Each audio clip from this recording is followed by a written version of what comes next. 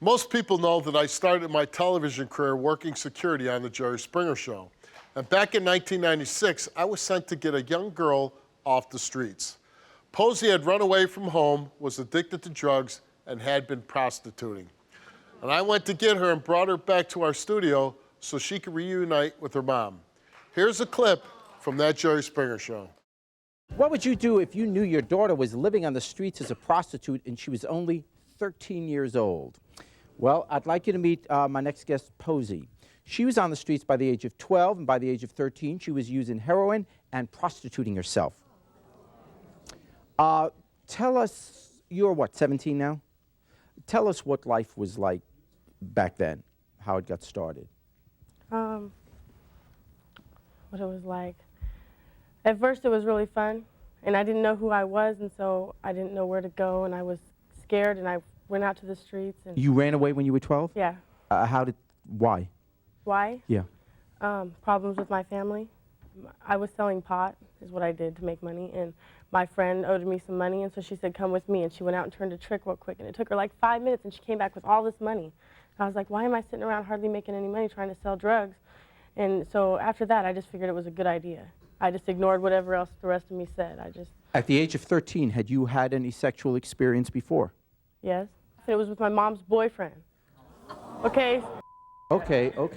You make a good point. So you were abused at what age? 9. And what did you tell your mom about that? And she didn't respond appropriately, which is why you ultimately ran away. It has a lot to do with it. It was a lot of time later, but I see. But okay. My mind started, you know. Okay, here is your mom, and her name is Laura. Let's bring her up.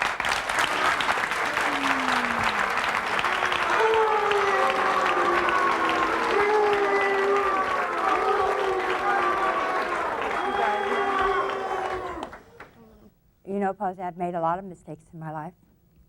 A lot, one of which you just announced on national TV. And I'm so very sorry for that. And we all know that I was using at that time. But what I can tell you is that no matter what, you are my daughter. No matter what, I will love you for the rest of my life, and you belong with me. We all love you, and we don't want you to go back out there and do that anymore. I don't want anybody to ever, ever touch you wrong again. For 6 months now, you've been clean, no prostitution, no drugs? Yeah. And your mom's afraid now that you're going to go back to that. When life is hard. I'm not used to life. Life is weird for me. It was always, you know, getting another bag of dope, or it was getting some more money. It was never, you know, problems, real problems. I didn't have to worry about that. And sometimes when I have real problems, I just don't want to deal with it. It's hard. And all the stuff that I ignored for all those years come back all at once. It all hits me all at the same time. And I'm not used to having a parent. You weren't a parent before. And it's hard for me to listen to you and not be angry at you all the time, and I don't want to hurt you. I'll be back with a final thought, but the thought I got to tell you now is you got everybody really hoping and praying that you stick with it. You could have a great life. It's not too late for you, it really is. We'll be right back. Help me out. Please welcome Posie to the show.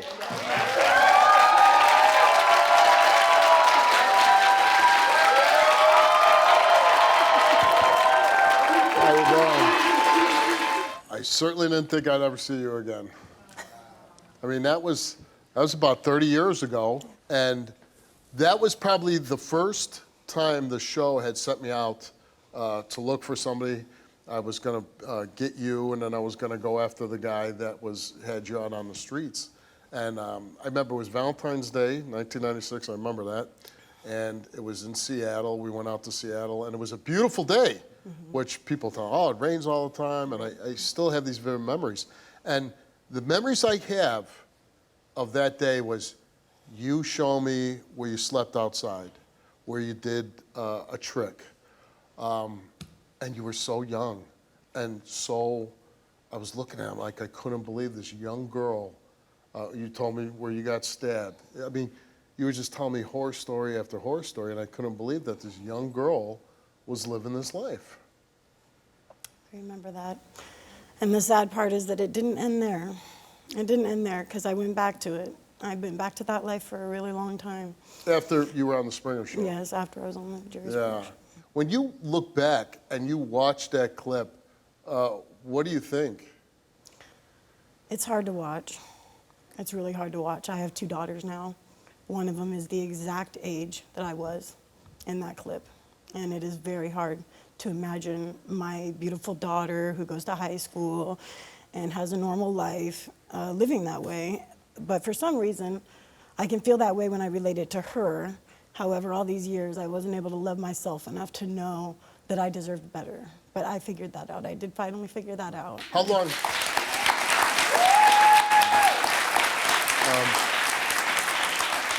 How long did you go back to that life for? I've been clean for 3.5 years now. All right. Good for you. But I mean, you obviously left prostitution much earlier. Yes. Oh, yes. Yes, Yeah. I did. And what about the guy? Because I remember when we went out, I went out there with you. We were looking for that guy. We couldn't find him, and I remember we traveled all over Seattle. He had been hiding from us. Yeah. He knew. You and Jerry had effectively scared everyone away from me. Nobody was going to try to put me on the street again after that. After your mom came on the show, and she obviously had some regrets. Did the relationship between you and mom get better? You know, my mom said all the right things. My mom said all the right things. Yeah. But the pain was still there. And the pain is still there. Now, you were a young girl and you were on drugs. And like you said, you've been sober now for 3 years. How hard was it to get off after a lifetime of doing that? It was really hard. And honestly, I was offered the help because I did have my daughter. I had my daughter addicted to drugs. I was on heroin while I was pregnant with her, and I was, so your daughter I was became smoking addicted? meth. She was not addicted to drugs when she was born. She didn't go through any withdrawal miraculously, but they did remove her from my custody, and that was the day that I said, this addiction will not take one more thing from me. Not one more thing. Not one more child. Not one more experience. And it's not going to kill me. No. It's not going to kill me. Now, I'm told that you love to mentor young girls who might be going with some of the things that you dealt with. I honestly think that people who have made it out are not lifted up enough, because they're the ones that can show people the way. I think that if someone has found the way out, they can show other people the way out. Yeah. And so even though I still do feel a lot of shame, and it's very embarrassing to be here, and this has all been put away for a long time. I mean, it's hard, but... Yeah, but you know what? You shouldn't be embarrassed. I think it's a great testament to yourself that, you were failed as a child. You went through horrible, horrible experiences, and you managed to get through it. You're here today, and you're sober. You should be very proud of yourself. Yeah, I'm very proud of I can't remember what I did last week or what I taped last week, but I remember I took you to dinner. I remember what you ate, what you ordered. Really? Isn't this crazy? You ordered prime rib, and you ate that thing in 2 seconds. And I remember thinking, do you want another one? You're like, no, I'm good. Because you weren't eating right on the streets, and I think that was the first decent meal you had in a long time.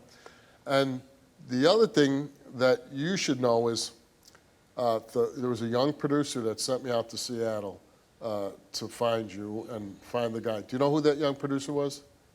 She turned into my wife, who's standing right over there. Okay. Get that out of there.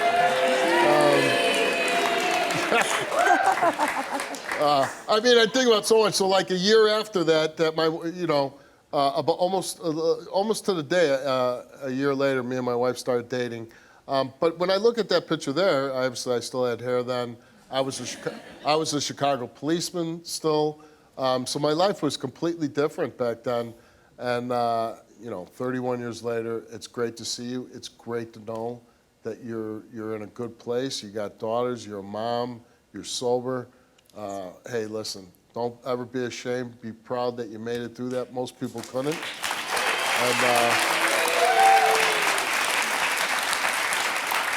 And I can't believe that I'm seeing you all this time later, and it takes me back down memory lane, and I'm so glad you're here. I am too. Can I add one thing? The part that The part that you guys didn't see is that after that show, Jerry actually brought me back into his office. I don't know if anybody knew that, but Jerry actually brought me back into his office and offered to put me through college if I got clean. And Oh, wow. Yeah. He said they had a special fund. I don't know if that's true. I don't know if he was He would have just going paid to out of do his it. own pocket. That's the Yeah. kind of guy he was. I'm kind of thinking that, actually. Yeah, he was a But wonderful guy. He did offer it to me. I didn't get clean in time to take him up on that, but it's always been a fond memory that I have of Jerry, and so I just wanted to And you add know that. what? I really appreciate you doing that today and saying nice things about Jerry. And we both had that shared experience with him, that he was a wonderful man. And his show maybe was the start of getting you clean and getting you off the streets. And it obviously did a lot of wonderful things in my life. So nice to see you. And please stay in touch. Absolutely. Very nice to meet you.